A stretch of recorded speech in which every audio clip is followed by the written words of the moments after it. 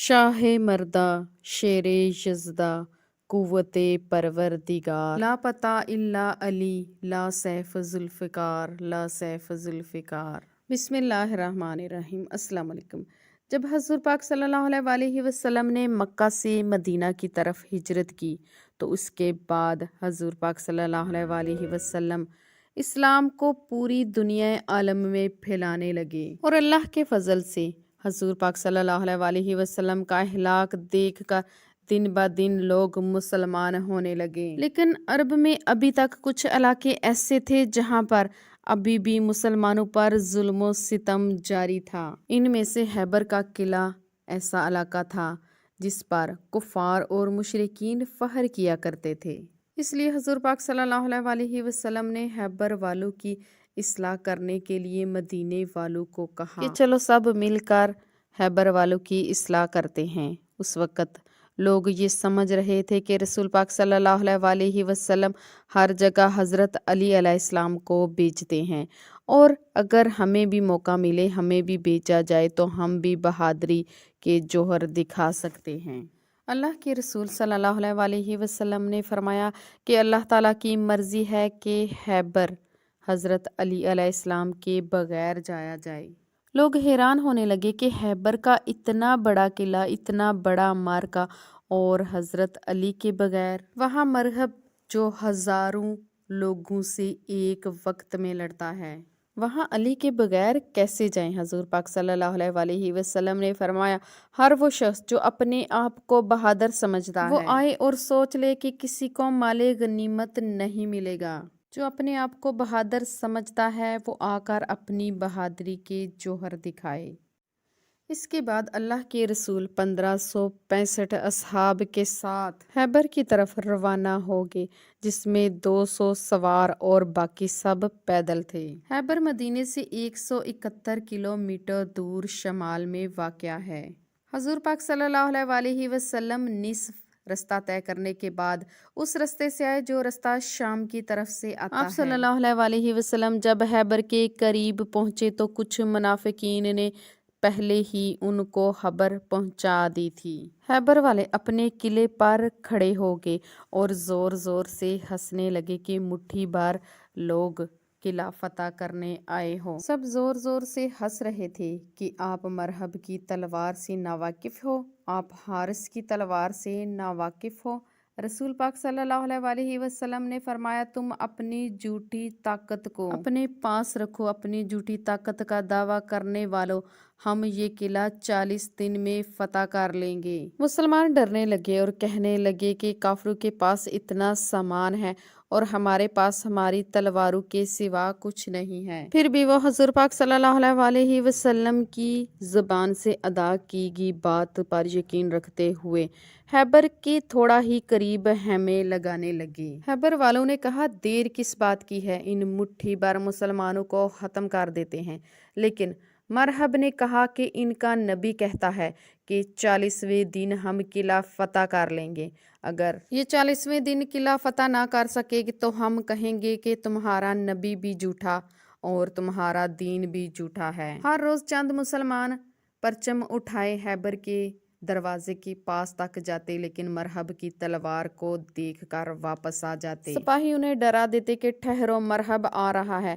مرہب کا نام سن کر وہ دوڑ کر واپس آ جاتے تھے۔ اسی طرح 29 دن گزر گئے۔ مسلمانوں کے پاس جو بھی کھانے پینے کی چیزیں تھی، جو بھی اشیاء تھی، وہ سب ختم ہو گئیں۔ رات کو حضور پاک صلی اللہ علیہ وسلم نے فرمایا کہ کل 40واں دن ہے، اور کل یہ پرچم میں جس کو دوں گا وہ خیبر کا قلعہ فتح کرے گا، وہ مرہب کے 2 ٹکڑے کرے گا، وہ کرار ہوگا، اس کے ہاتھ میں اللہ تعالیٰ کی طاقت ہوگی، وہ کرار ہوگا، وہ خیبر کا قلعہ فتح کرے گا۔ اور جب رات ہوئی، اللہ تعالیٰ کے حبیب، اللہ تعالیٰ کے رسول اللہ تعالیٰ کی عبادت میں مصروف تھے، اللہ تعالیٰ سے مدد مانگ رہے تھے۔ اتنے میں حضرت جبرائیل علیہ السلام نازل ہوئے۔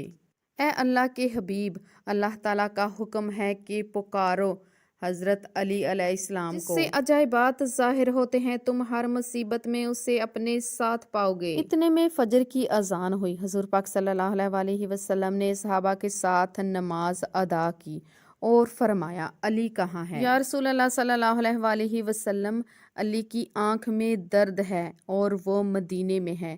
رسول پاک صلی اللہ علیہ وآلہ وسلم نے ارشاد فرمایا، مجھے اللہ تعالیٰ نے حکم دیا ہے کہ علی ان قریب تمہارے ساتھ ہوں گے۔ حضرت علی علیہ السلام کا نام سننے کی دیر تھی کہ اصحاب کے چہرے مہک اٹھے، وہ مسکرا اٹھے، اور اتنے میں حضرت علی علیہ السلام حضور پاک صلی اللہ علیہ وآلہ وسلم کی خدمت میں حاضر ہوئے اور فرمایا، اے میرے مولا، کیا حکم ہے؟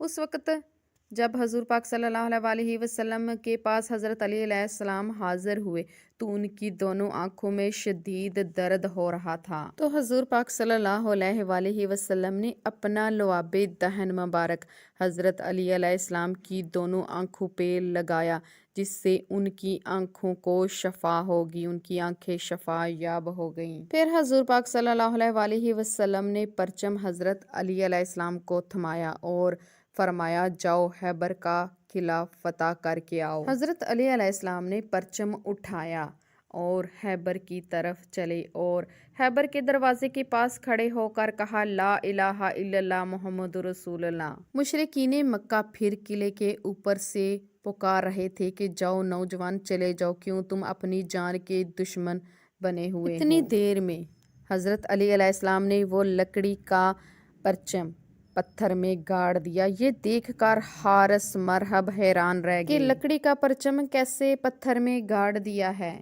تو مرحب کے نجومیوں نے کہا، اس میں حیرت کی کون سی بات ہے؟ ہم دیکھ رہے ہیں کہ آسمان پر ایک ستارہ ہے جو 7000 سال اوپر اٹھتا ہے، جس سے زمین کا ہر پتھر موم بن جاتا ہے۔ لگتا ہے یہ بہت بڑا نجومی ہے، اس کو اس وقت کا پتہ تھا، اس لیے ہی اس نے اپنا پرچم پتھر میں گاڑ لیا ہے۔ ابھی نجومی یہ بات کر ہی رہے تھے کہ حضرت علی علیہ السلام نے دوبارہ پرچم کو اٹھایا اور پھر پتھر میں گاڑ دیا۔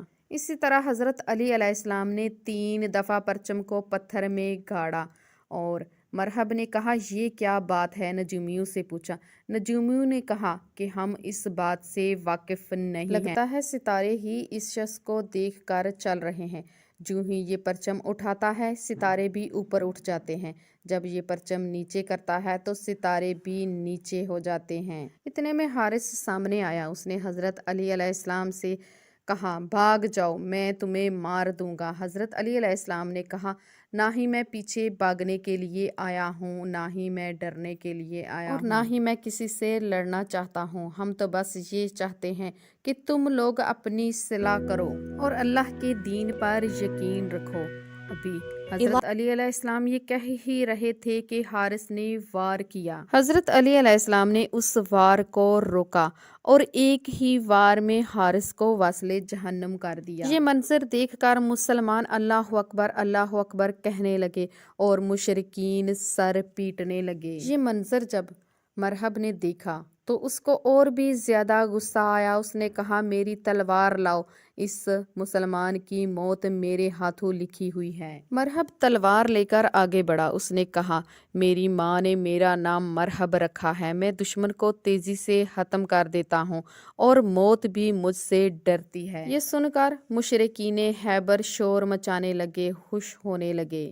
اتنے میں حضرت علی علیہ السلام نے فرمایا کہ خیبر کی زمین کو معلوم ہونا چاہیے کہ میری ماں نے میرا نام حیدر رکھا ہے۔ مرحب نے جب حیدر کا نام سنا تو سوچ میں پڑ گیا کہ اس کی ماں نے اس سے کہا تھا کہ حیدر والے نام کے آدمی سے نہ لڑنا۔